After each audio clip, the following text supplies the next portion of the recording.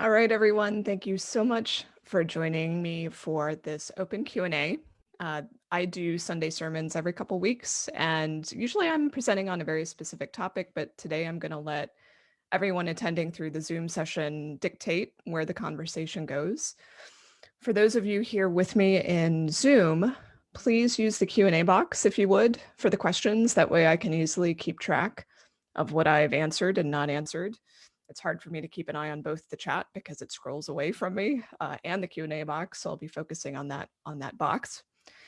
And the chat is great for back and forth conversation amongst yourselves. If you have tips, tricks, advice, if you want to reach out to others on the session, please feel free to do that. Just make sure that you change your chat selection from all panelists to all panelists and attendees so other people can see your messages.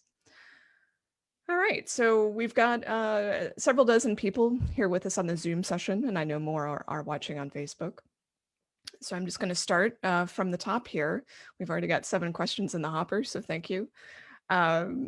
We will start with Tom, who's asking if an author has an established publishing record, but loses an agent and needs to find another agent, will that agent look at previous sales as part of her consideration to offer representation?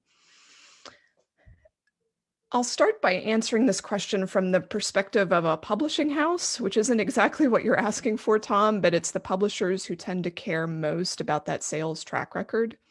So for instance, if you published a mystery a few years ago and you're switching publishers, or you're trying to get the same publisher on board for the second, they're going to look at that sales track record as an indication of future success, what sort of risk they want to take in terms of the advance, what sort of contract they might offer you. So the sales track record usually first comes into play with the publisher because they know that their sales team is going to be working with that sales track record when they're talking to bookstores and sales reps and other people, or buyers rather.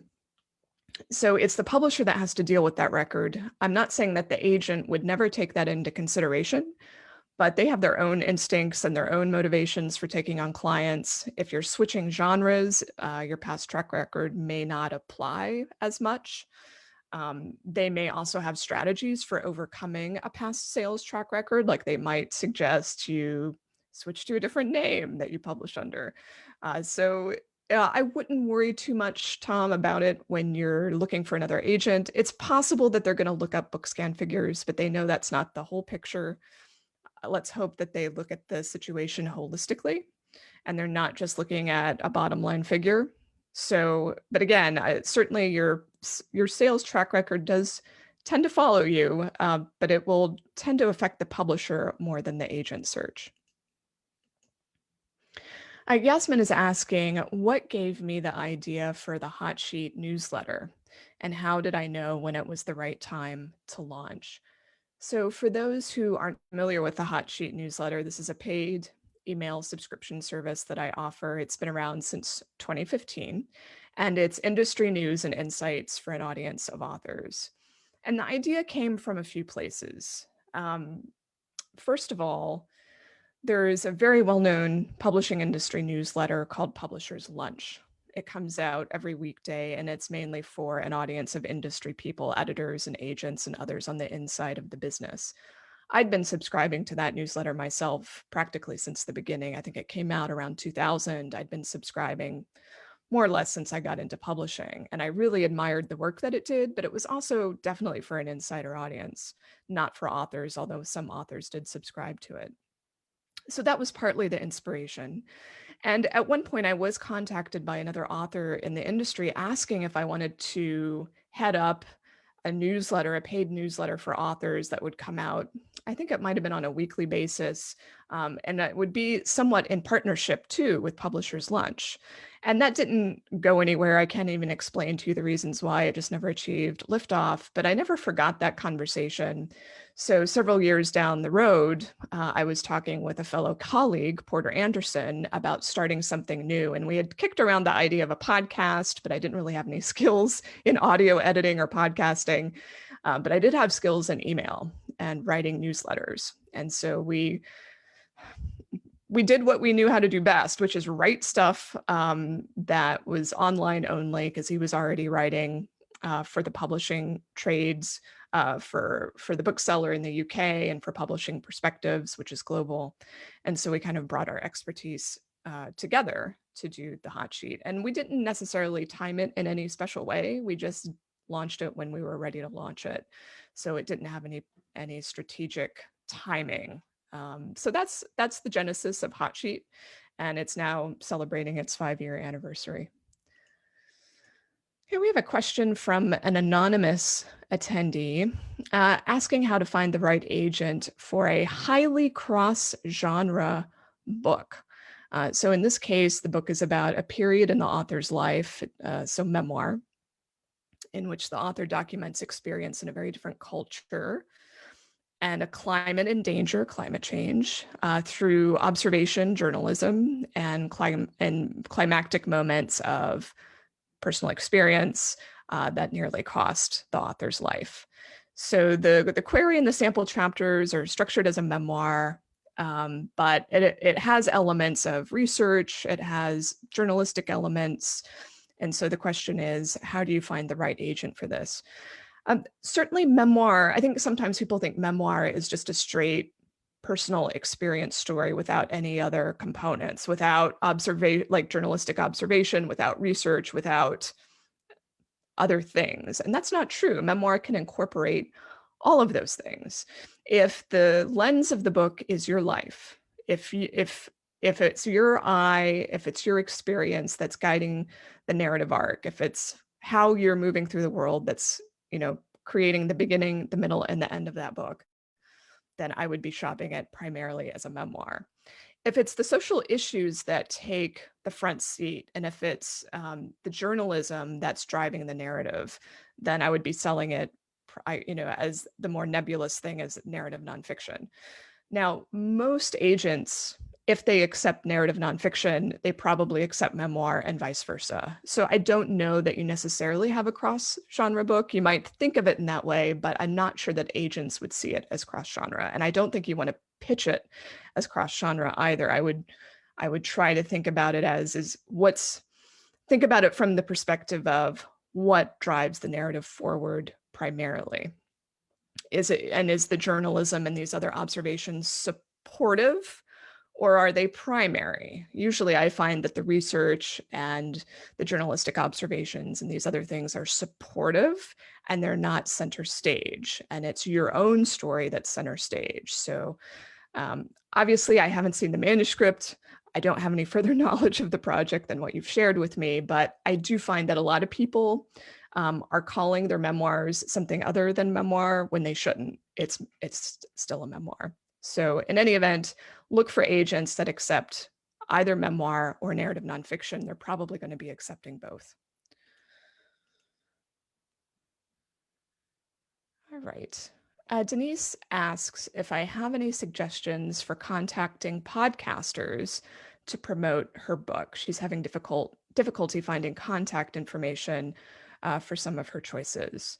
That may be by design. So if you're trying to contact any media outlet about your book and they don't have a clear submissions page, contact page, how to get in touch, then they may not really, they may only have guests that they approach themselves, meaning they don't want to be pitched, they don't want to be solicited.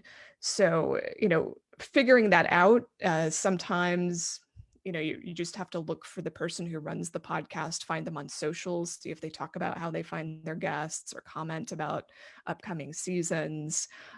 Sometimes they'll be very open and transparent about how that process works, but if they're not and they look very closed off, then they might just not want to hear from you. For those who are thinking about podcasts as a way to get promotion for a book, there is a really good site called Listen Notes. This is at listennotes.com. It's kind of like a podcast search engine. It's like using Google just to search podcast episodes and shows. So you can use that to identify podcasts that might be appropriate for you or your book. I would also suggest that rather than targeting podcasts as a way to promote your book, you target podcasts as a way to share a message, to be a great guest, to provide the podcast listeners with something of value. In other words, If you approach a podcaster or a blogger or anyone who works at a media outlet, if you approach them saying, I want you to promote my book, they're going to run in the other direction. They have no interest in promoting your book. They do have an interest in bringing value to their listeners and bringing interesting guests on the show or showcasing something new and fresh. So you have to up your pitch game and make sure that you're not just pitching the fact you've got a book, unless you're a big name. Like if you're Stephen King with a new book, yes, you get to say you have a new book out. But if you're an unknown, then you have to really look at how are you positioning yourself as someone interesting to that audience. Debbie says she's working on a young readers series about imagination and pirates. Do I choose colors for kids' readers or parents' adults? So it sounds, Debbie, like you're looking for specific advice on book design, cover colors or aesthetics, and I have no idea. That's a really it's a very super granular market question where I would have to do market research to make some suggestions. So I would take a look at Amazon. I would look at the best-selling pirate books for kids in your category. I would take a look at what the aesthetic looks like, what the colors look like, and go from there. Elizabeth asks for insights on the middle grade market right now. And, I see I've got quite a few children's authors who must be attending today. And this is not my strong suit, speaking directly to trends in the children's market, unfortunately.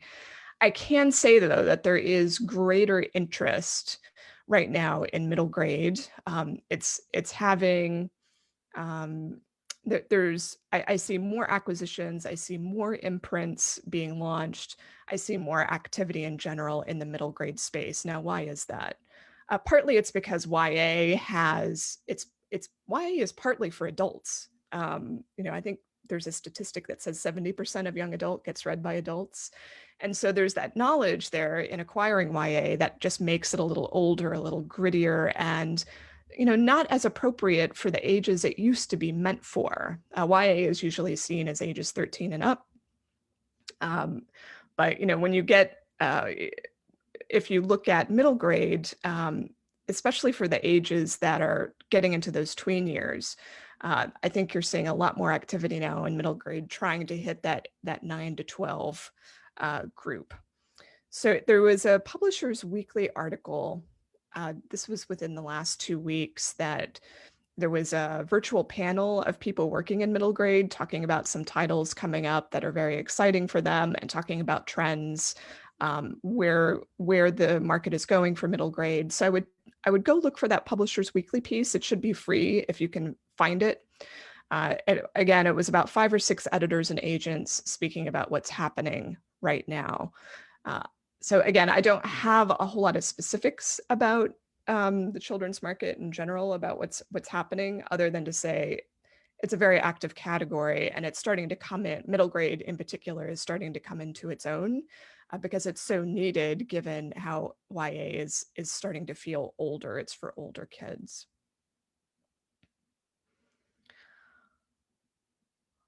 Dick says, I read that I should improve my metadata by examining the keywords on Amazon of others in my genre. So how do I determine what their keywords or metadata are? This gets into technical territory fairly quickly. I think the easiest way to determine what the keywords and the metadata are for other titles is to actually invest in a keyword research tool. So there are 2 that are pretty significant on the market right now. One is Publisher Rocket, and that's put out by a entrepreneur called Dave Chesson of Kindlepreneur. It's called Publisher Rocket. And then the other one is KDP Spy. So both of these tools are paid, but very useful if you're trying to do this research into your particular category and trying to figure out what are the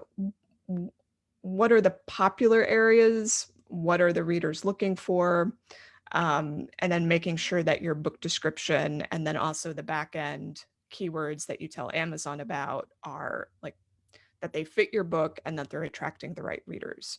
You don't want to use keywords that are popular simply because they're popular. You want to use them authentically and because they actually describe your book. But so you will have to find the appropriate comparable titles, the titles that are really similar to your own, that should appeal to the same readership.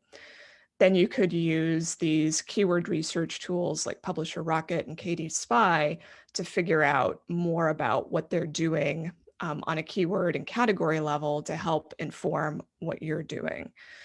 This gets into technical territory, and these techniques are not really, it's hard to describe and tell you exactly what to do, like right here, just speaking to you. Like, it's much easier to like do a screen share and show you the tools and step you through it. So I would really encourage you to take a look at something like Dave Chesson's free course on Amazon advertising, which it may not sound relevant to what you're doing, but a lot of it involves using research tools to identify keywords and categories. And there are also lots of free guides and YouTube tutorials and other things that I think are going to be helpful to you in taking some next steps here.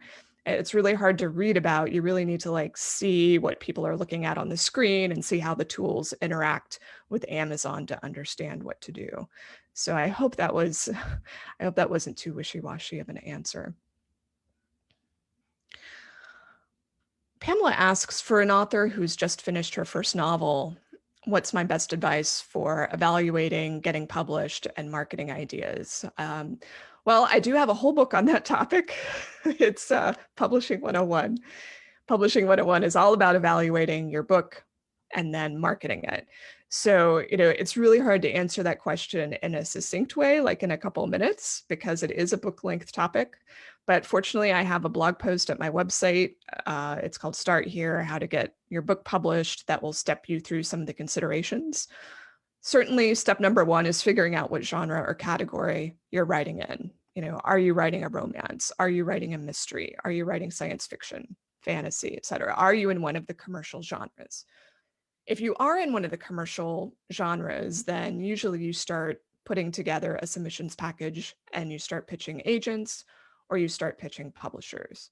If you find that you're not in a commercial genre and maybe you're doing something experimental or something that's a hybrid, then you might find yourself approaching publishers instead of agents. Let's say you're doing a regional cookbook. It's going to be really hard to find an agent for that unless you're on the Food Network. So there are definitely certain indicators of what's a commercial project. And my book and some of the posts at my site will step you through what those commercial considerations are. And then the marketing, I don't know if you're talking about book marketing after the book is published or simply marketing it to agents and publishers. But the marketing to agents and publishers is a matter of putting together the query, the synopsis, or the book proposal, which again are outlined. I have instructions for all of those materials at my site. Pamela asks, what's my advice regarding pen names? My basic advice is if you feel you need one, use one. But I don't generally say or recommend having a pen name just because you don't want your name public for some vague reason.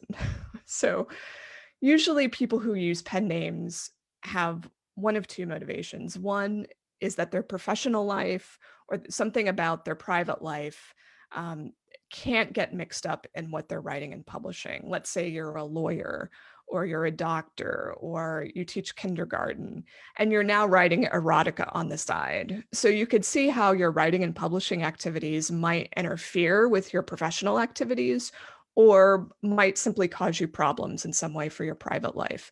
So that's one really good one reason to use a pen name is that you need to kind of keep these different names and professions separate from one another. Doesn't mean you're hiding or trying to not have your identity be known. It's different branding. You have to have different brands for good reasons. The other reason that pen names are often used is because an author has already established a name in a particular genre, and now they're branching out into something different, and they don't want to cause brand confusion. So you're writing romance and now you're going to head over into young adult or mystery or something that just feels very different, or children's books. So again, that's a pretty sound reason to have a pen name. If you want to have a pen name because you're just really shy or modest, or you're afraid of someone finding out because you'd feel embarrassed, I mean, maybe, I mean, it depends on what you're writing, but usually having a pen name cuts you off from one of your most powerful marketing tools, which is the people you know, the people who want to celebrate the fact you're writing and publishing. So just keep in mind that having the pen name can create a little bit of a barrier initially when you're trying to get established, as people try and connect the dots that you are writing as this person.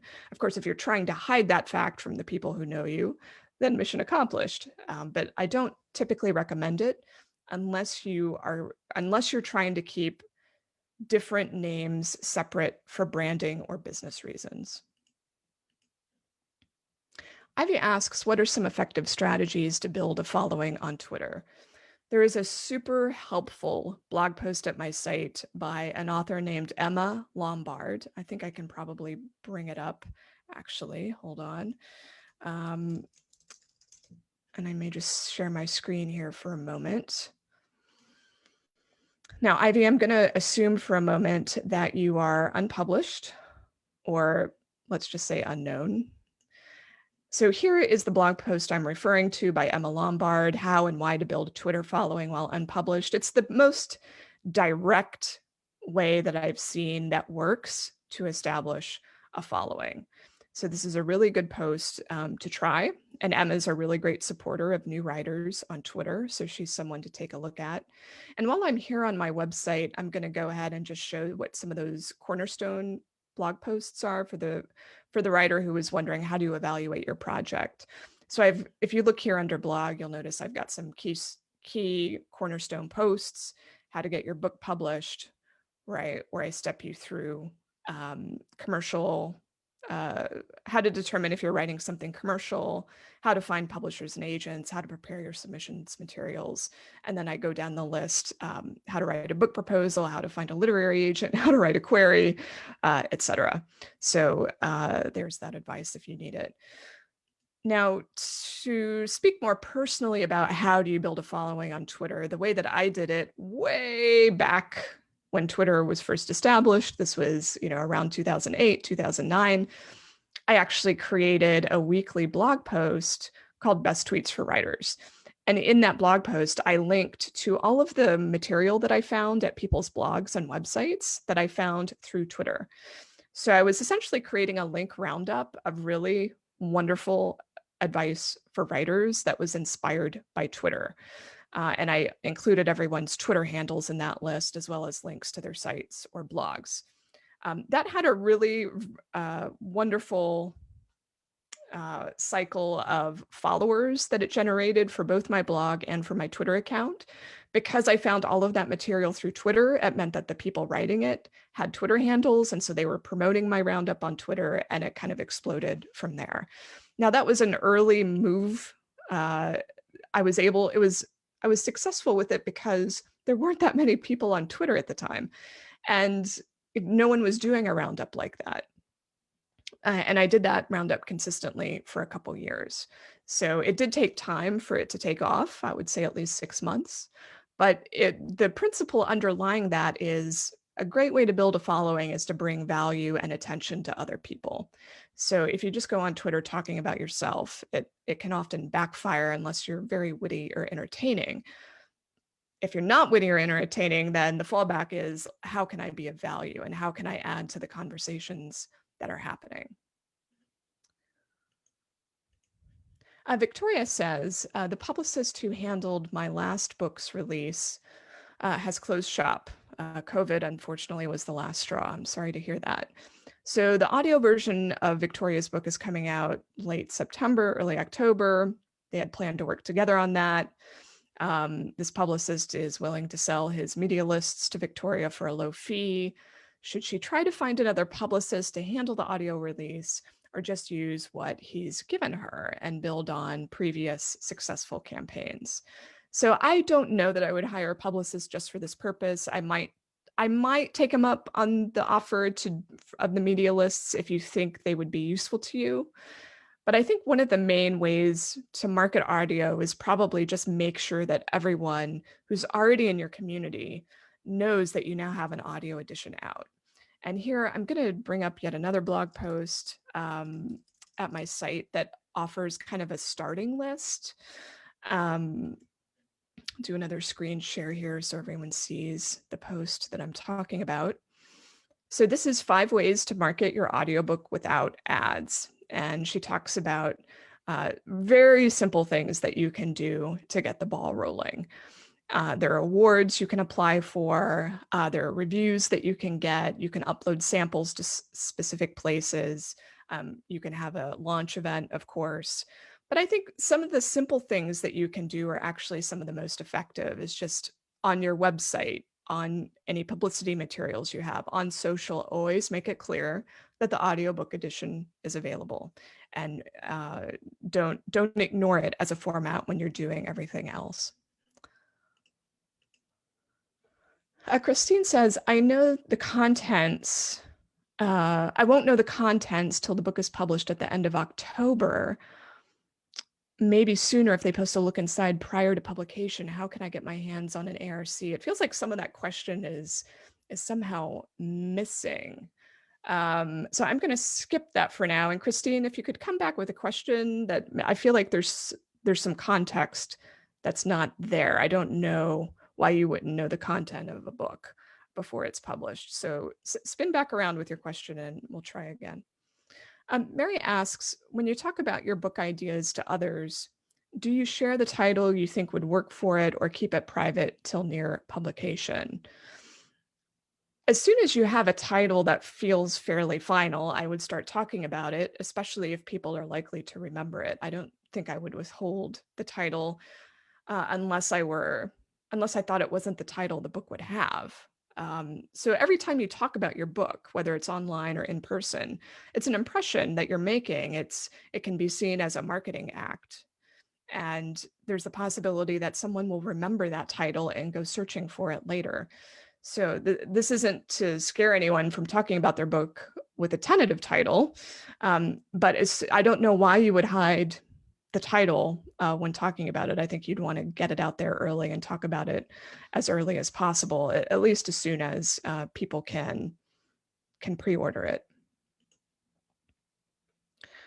Cornelia says, I need a nonfiction agent, but since my book contains a lexicon, the typography needs to be determined up front, and the agents want the completed manuscript. So she feels like, don't know what to do about this.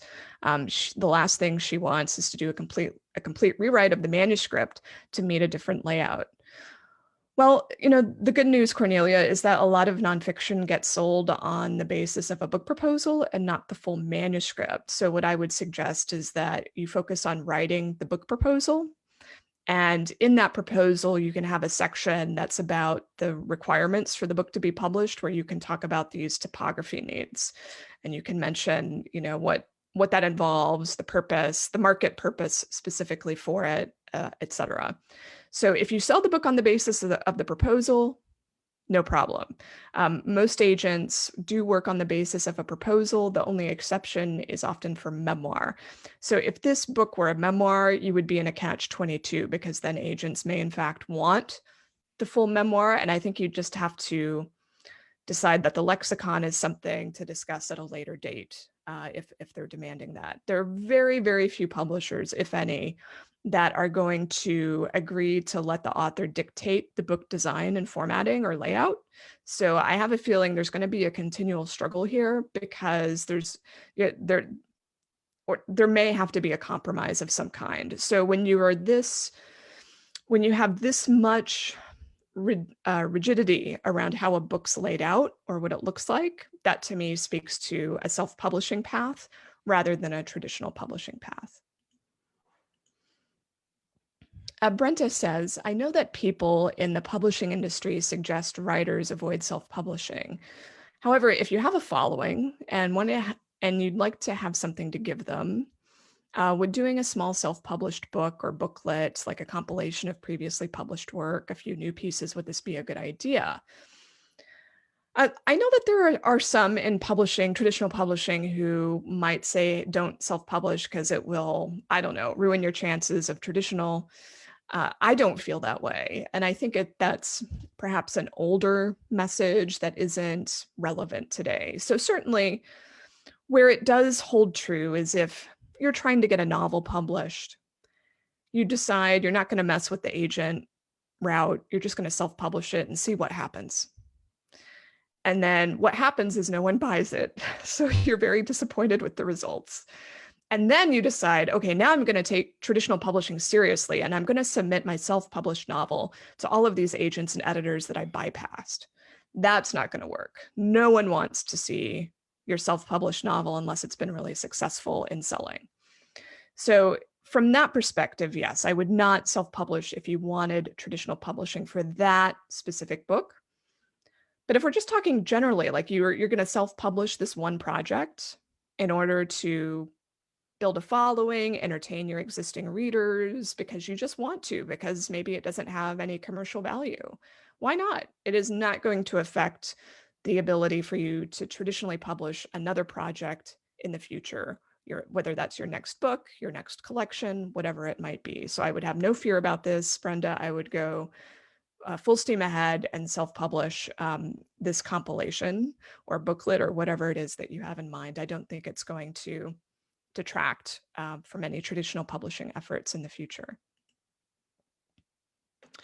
So I think I found the full question from Christine. I think I got some maybe follow-up piece to it. Okay, so Christine says, I've been working on my nonfiction book for a couple years.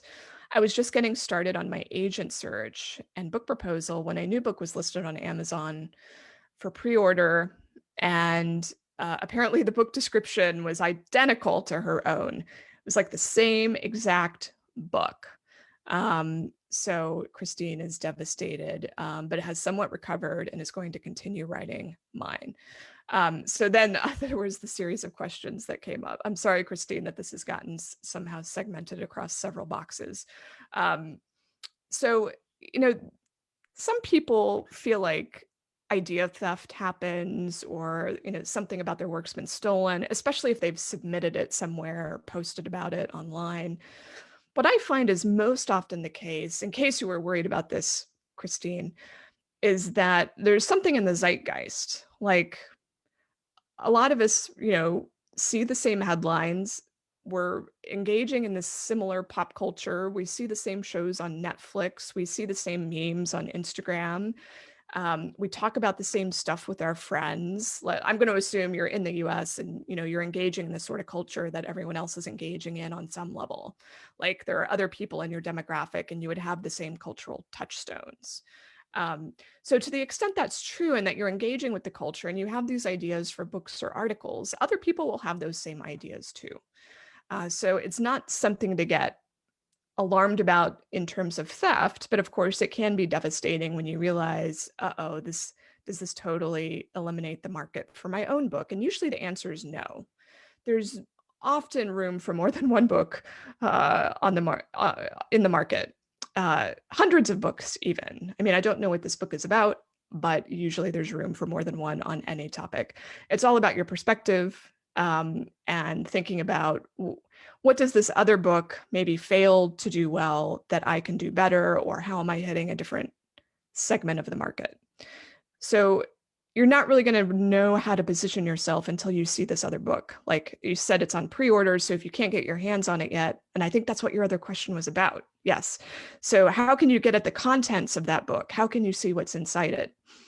Well, you're not going to be able to until the book's actually out, but you can try and sign up for NetGalley, see if the publisher's doing an ARC campaign, contact the author if you wish. So you can try and take a look, but you're going to have some work ahead of you, it seems, on some level of thinking about what's your positioning going to be now that this other book is going to be on the market too. Jack asks, in a somewhat similar vein, maybe, can publishers be trusted? I see. So Jack is reading Christine Catherine Rush's Closing the Deal on Your Terms, in which she discusses bad contracts and clauses that can hold an author in perpetuity. And so he's wondering what I have to say on this topic. So I'm very familiar with Christine's writings on publishers. She does not have a good view of publishers or agents, either one. And, I can see why she's very, um, I can see why she has that position, but I don't feel the same. I feel like it's possible to negotiate contracts that retain the rights you need, that can get reversion of rights when you need them. And I think that if you don't have an agent to help you, it's possible to manage on your own, negotiating with the publisher or with the help of a good literary lawyer. To me, it's all about what are your goals in publishing this particular project? And how does it fit into your long-term career? I find that authors tend to be they tend to want one thing more than anything. They want the prestige of being with a certain house, or they're more money motivated, and they just want as many sales as possible. I'm not saying these aims are in conflict with one another, but usually there's one thing that you prioritize above all other things. So the more self-awareness you have about what you want out of a publishing deal and what freedom you need, what abilities you need, the better you're going to be able to negotiate the deal that's best for your career. Christine is someone who clearly values autonomy, freedom, control over her rights, the ability to sell those rights just the way that she wants, to have that intellectual property in her hands. She does not trust publishers to manage it properly.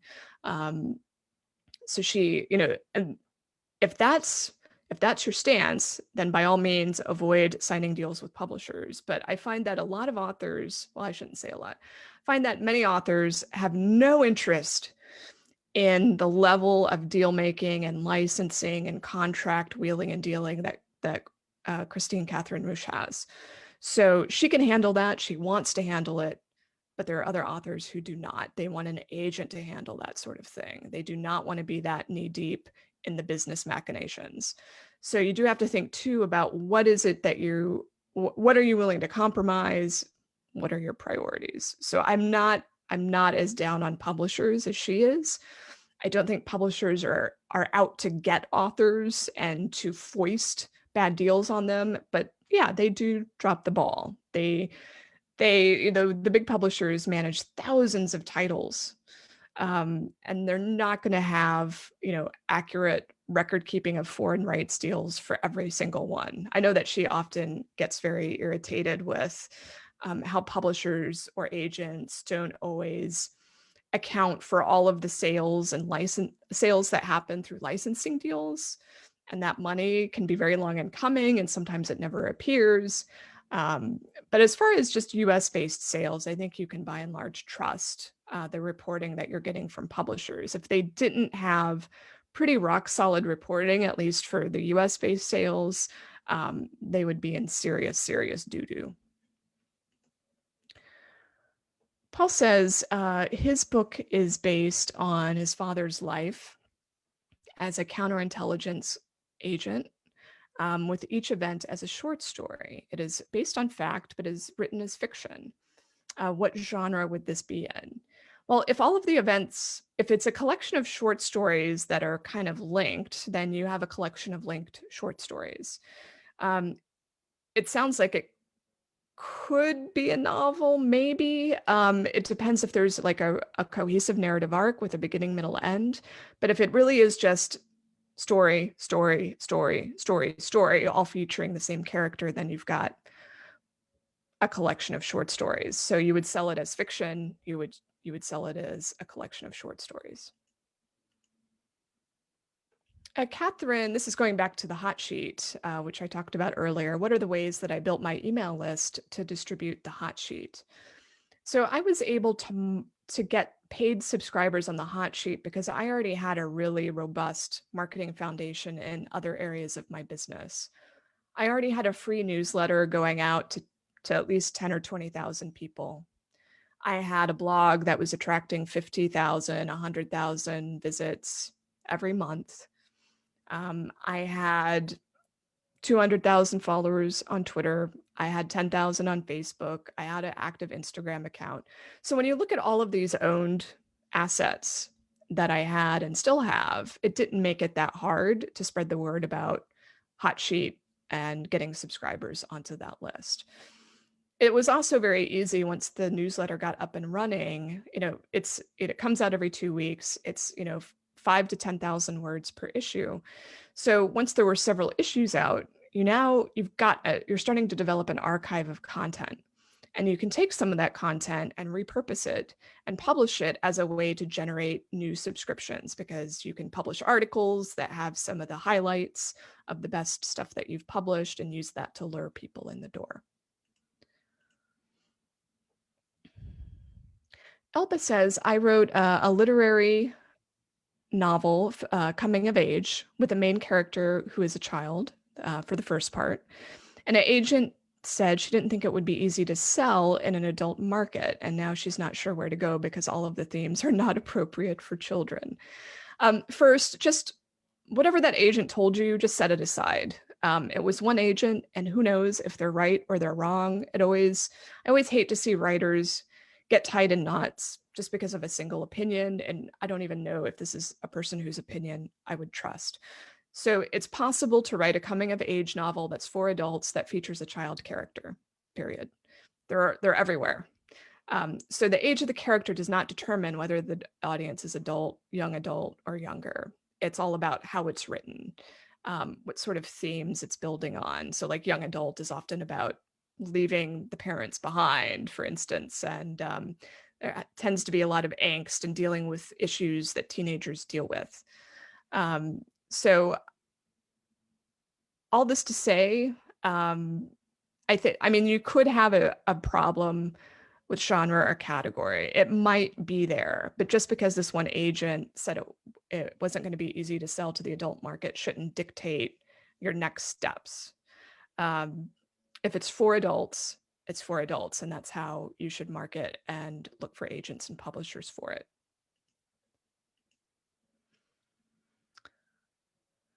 Okay, so I'm getting the next piece to Christine's question, which this is the author who found a book just like hers. It's already about to hit the market. Now what? So Christine doesn't have much of a social media presence. She's wondering if she should self-publish instead to get to the market faster. And she's also wondering if her book could be less likely to get a publisher since there's this other one on the market.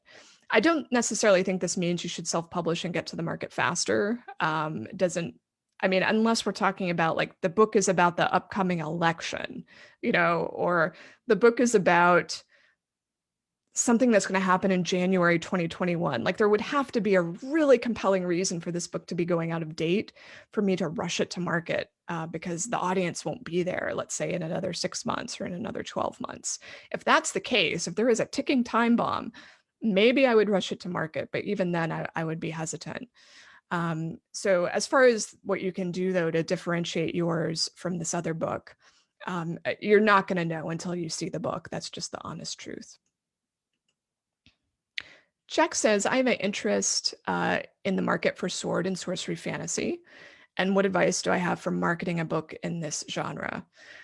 So I did a webinar 2 weeks ago about essential marketing for book authors. And the reason I bring it up is because my main message in that class was that there is no one marketing suggestion I can give for all authors that works. There are way too many variables, and marketing plans get driven by the assets you, the author, have in place. So there are lots of questions that have to be asked, like, what does your online presence look like? Are you self-publishing or traditional publishing? Do you have a series? What's your 5-year outlook? Because this matters in terms of how you're going to be pricing first books, and like if it's a series, how you're going to price the first book in the series and how you're going to think about promoting that. If you're going to be in Kindle Unlimited, if you're going to be exclusive to Amazon, if you're going to do some other things that increase your rankings in Amazon. So there's so many questions that have to be answered that are dependent on you, the author, who your publisher is, and what you're planning to publish over a series of years. So for all the people who want to ask me, tell me how to market my book, I can't tell you because it really depends on a host of factors. There is no one marketing thing that works based on genre alone. You have to look at yourself, the author, first, not the genre. David says, I've written 2 books in a series. These books have professional covers, professional editing, professional printing. David's writing the 3rd now, and he's realizing he doesn't know how to market the series. Is there any hope for me to get help? So it sounds like, David, you're self-publishing. It helps that you're writing and publishing a series. I hope that you have ebooks available for these, ebook format available, not just print format. If you're self-publishing, the classic marketing strategy for a series is to make the first book very cheap or free, or to do price promotions on that first book in the series, to do Amazon advertising against that first book in the series. And if you've done it well, like if that first book knocks it out of the park, you're going to get people who then go on to read books 2 and 3. So you have to look at it from a series marketing perspective and not a book by book perspective, with that first book often as your loss leader. As far as getting help, like if you wanted to go hire a publicist, I would advise against it. If you're self-publishing, I don't think they're going to be of much help to you. If you wanted to get help to improve your marketing copy on Amazon, to help you with an Amazon ad campaign, possibly you could hire someone who could assist you. But you're not going to likely earn your money back. So that's really important for people to understand. Anytime you go out to hire a publicist, 9 times out of 10, you're not going to see that money come back to you in the form of sales.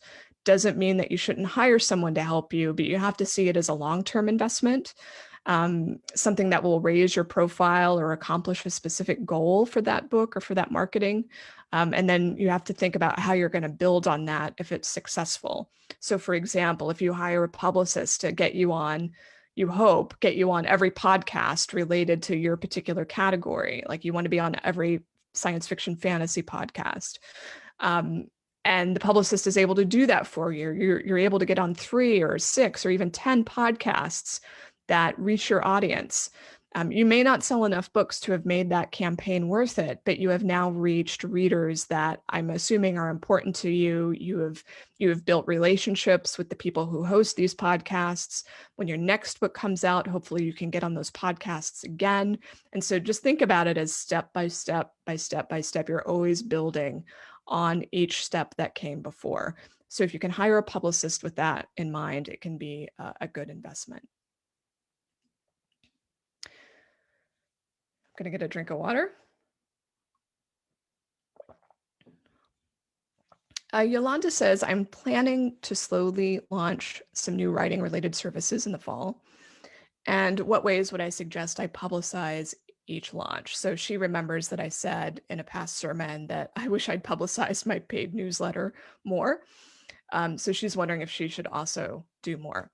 I don't know that the same principles apply here. And that's because the hot sheet was a new publication. So, we were trying to create, my partner and I were trying to create something new and special that didn't exist in the market, that was going to be of interest to very specific author media outlets like Writer's Digest or The Writer or Poets and Writers or certain types of blogs. So I would have done a press release, and I would have done more pitching to these outlets to let them know about, hey, new publication. There's nothing like it on the market right now. It's by these trusted resources who've worked in publishing all these many years. Look at us, look at these great endorsements we have from agents, et cetera, et cetera. I'm assuming that whatever services you're offering are not, they might be groundbreaking for you, but they're probably somewhat similar to what some other people are doing. So it would be harder to make a press release out of that. Instead, I would be thinking about who are the people I expect that might refer work to me. So if you already have people who refer clients to you in some way, if there are specific sites or influencers or colleagues who have sent you business over the years, I would send a personal email to those places, to those people, and let them know about the new writing related services that you have, so that they know about the new opportunity. So the important colleagues, the important connections you have, send them a personal email. A Cat says for her cozy mystery, she's adding a couple recipes in the book. One recipe was published online by Eagle Brand, and does she need to get permission to put this in the book? This is a pretty interesting area of copyright law where recipes can't be protected under copyright, the recipe itself. So like the list of ingredients is not protected under copyright law. But if there's some kind of artful description that goes along with the recipe, that can be protected under copyright law. So you are free to use that one recipe if you just stick with the list of ingredients, but make sure that you write your own description about how the recipe works, or other language as far as what to do with this list of ingredients, so that you don't have to get permission. Mary says that she's compiling a collection of essays to publish, and do I think that a cornucopia without a singular focus, is that not advisable? From a marketing perspective, it is not advisable because it's just going to make it that much harder to market. You won't be able to tell people why they should buy it. Like if they're interested in X, then they should buy it. But if you can't say that, that obviously is going to pose some real challenges for marketing and promoting the collection. So, two collections I've contributed to. I contributed an essay to a anthology called, Drinking Diaries. It's an essay about my relationship with alcohol. All of the essays are about women's relationship with drinking. So that's a very easy thing to tell you. That's what it's about. Every essay is going to cover that issue. I contributed to another collection called Every Father's Daughter. It's about, again, all women writing about their relationship with their father, every single essay. So yeah, it's not advisable to have everyone writing about whatever they feel like whatever they feel like. It's much better if it's all hinged on a very specific problem or conflict or issue. Karen asks if I'm aware of any stats on the return on investment for creating audiobooks because it's expensive. And although Karen has good reviews on her books, they're not selling like hotcakes. So should she make the investment? It's true that audio is one of the biggest growth areas for traditional publishing. It's growing by, 25 to 35% every year. That said, they have ways to market and promote and publicize that don't match the strength of someone who's just self-publishing. And it can be really hard to get visibility for your audiobook. And if your sales aren't already at a certain level, you shouldn't expect them to suddenly increase just because you've got an audiobook now. On average, I would say expect 10% audio sales when you look at the big pie. So 90, I don't know what, it's going to depend on your genre, but let's say you're writing genre fiction, like a romance or science fiction fantasy, you might see 60, 70% of your sales ebook, another 20, 30% of your sales print, and then you might see 10% of your sales or less audio. So that's how to think about it, and you can do the math from there. Audiobooks do sell for higher prices, so you are earning more per copy sold, although it depends on where it gets sold. It can be, again, a good long-term investment, but not something that's likely to pay out for you within the first couple years, unless you're in a genre where audio adoption is just sky high. So the most popular genre for audiobook listening as of today is mystery, crime, thriller. I think after that, it's probably science fiction, fantasy, and maybe literary or classics or contemporary fiction generally.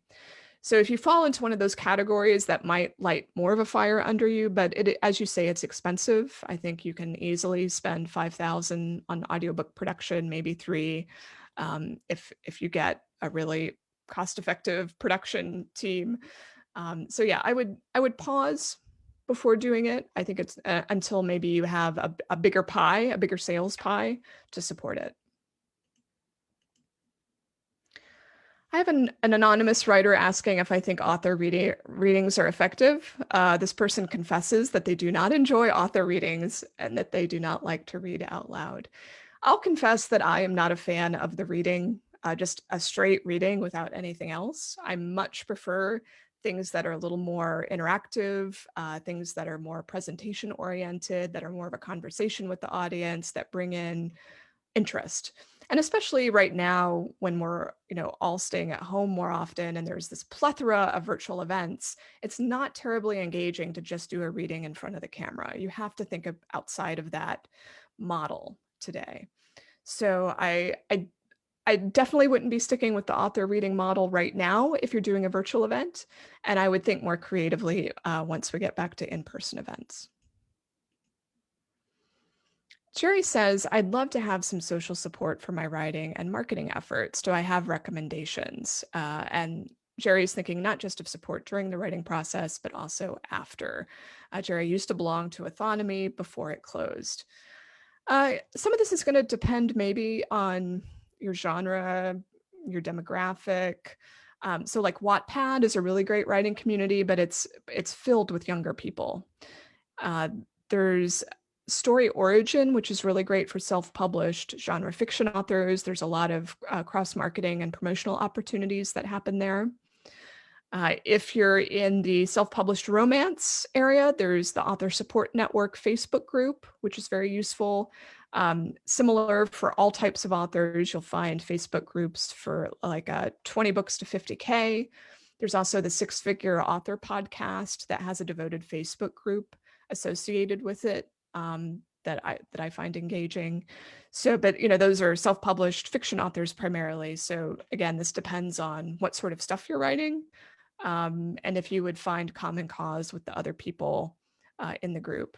If you're in the more like literary, traditional published environments, I would look for the more traditional writing organizations and groups like the Authors Guild or the organization related to your genre, like the Society of Book Writers and Illustrators, organizations like that, perhaps. An anonymous writer is asking about writer websites. So authors are often advised to start a website, but what can be done when you don't have a book or a contract? What kind of content could there be? And here I've got another great blog post that I'm going to share. Give me just a second to pull it up. This is a question I get a lot, so I'm prepared. This is a blog post I did, Unpublished Writers and Websites. Should you have one, and what should it say? So I am one of the proponents of having one before you have a book contract, mainly because you want to get past the learning curve of getting this thing up, and it can be free and pretty cheap to have one up. And I detail the sort of things that you would put on this page. Sometimes it's really just a single page. It's ultimately a landing page that has little more than your bio and maybe some links to your social media accounts. So I take a look at that and see if it helps point you in the right direction. It's not that you're expecting traffic to come to it or you're going to start marketing and promoting this site avidly. It's just the fact that you have it there and it's now something that you're thinking about. Oh, I need to update my author website with that. It becomes part of your thinking, which I think can be important for having a professional career.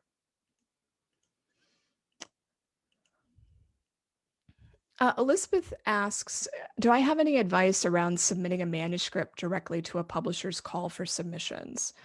I have no problem with that, but closely read the terms and conditions. Sometimes these call for submissions from publishers are related to contests of some kind, and maybe there's no entry fee but sometimes just submitting through a form or submitting in a particular way binds you contractually to some sort of terms. And you want to make sure that you know what those are very clearly. Like they might say something absurd. I would think it's absurd. Like, if we like this book, we have the ability to publish it without compensation to you. Or if we like this book, then we can offer you this terrible contract and you're not allowed to negotiate it. So just read the fine print. And if there is no fine print, if it's just a genuine open call and you're allowed to bring in an agent to negotiate for you, no problem. But make sure that you're dealing with a legitimate publisher too. Put that publisher's name into Google add the word scam, which I know sounds really terrible, but it's just to bring up the message boards where people talk about the publishers that are indeed scams. So usually other people have the same question as you, or they've been fishing around for more information and in order to protect their interests. So make sure that the publisher's on the up and up and that their call for submissions isn't just a lure to get unsuspecting writers into some sort of pay for play scheme. That's unfortunately a little bit too common. And I've got Brenda asking, it's time for me to put together a poetry manuscript, but I'm overwhelmed every time I start trying to compile poems to choose from. I'm overwhelmed with the tone, the form, the subject of poems I should gather together. What do I suggest to get over this hurdle? Poetry isn't something where I have a lot of experience to share, but my colleague Robert Brewer, who once upon a time edited Writer's Market. I don't know if Writer's Market's going to be around past 2020. He also edited Poets Market. He still works for Writer's Digest. He's a published poet himself, and I know that he's published advice on this topic about how he collects poems for a collection, the sort of considerations that, that he's made in doing. I think he's got maybe 3 collections out at this point. So Brenda, do a Google search for Robert Brewer poetry collection and see if you can find some of his blog posts or articles, because I feel confident that he's written on this topic. All right, so that hour went by super fast. It's 4 o'clock, and I'm happy that I did manage to get through several dozen questions. So thank you all so much for attending. And before I leave you, I'll just mention some other things that I have coming up. Um, I do have a Sunday sermon in 2 weeks. I just need to bring up that page. Actually, let me go straight to the link here. There we go. So my next Sunday business sermon is going to be branding tips and tricks. This is on September 6th. I'm going to talk about how over the years I've created my own branding without hiring a designer. Now, I don't necessarily recommend this as a way of operating, but many of us don't have either the money or the time and the energy to find and hire a designer for our entire site or branding. The one time I did hire someone, it was unfortunately a disaster. So I haven't hired one since. But there are really simple principles you can follow to create something that's pretty effective and consistent until such a time that you do have the funds to hire someone to help. So I'll share those in a couple weeks. And then I have some online classes coming up next week. I've got my colleague Benjamin Vogt talking about becoming a paid writer and speaker. In September, I'll be talking about how to research agents and editors like a pro using the tools that I use to help my clients. And then at the end of September, there will be a very useful session on permissions issues. So similar to the recipe question I answered earlier, do you have the rights to use that recipe on the back of the Eagle can? Dr. Kelly Figueroa Ray is going to be talking about the most common permissions issues that come up in writers' work and how to handle them. So with that, I am going to bid you a very happy Saturday, and I hope to see you in a couple weeks, or Sunday, a very happy Sunday. Bye-bye, everyone.